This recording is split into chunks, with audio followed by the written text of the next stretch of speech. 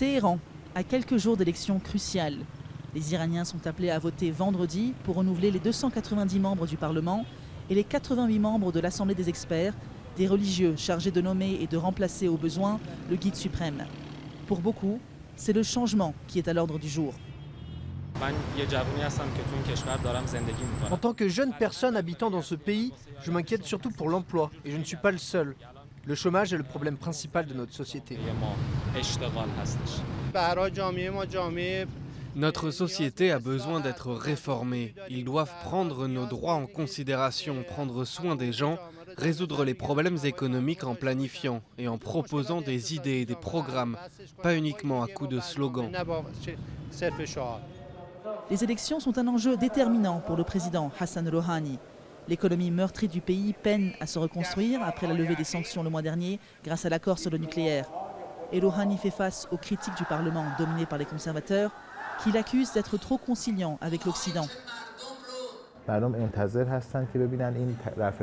Les gens attendent de voir si la levée des sanctions va avoir un impact sur leur vie et les conservateurs se servent aussi de cet argument.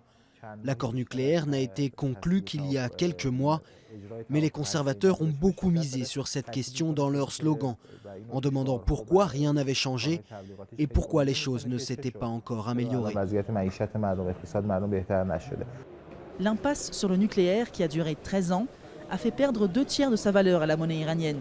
Le chômage est d'environ 10% dans le pays, mais il s'élève à 25% chez les jeunes.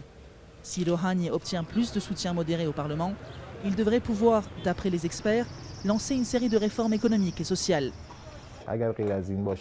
Tout ce que le gouvernement a accompli dans le domaine de la politique étrangère risque de partir en fumée si nous n'assistons pas à des progrès économiques en 2016.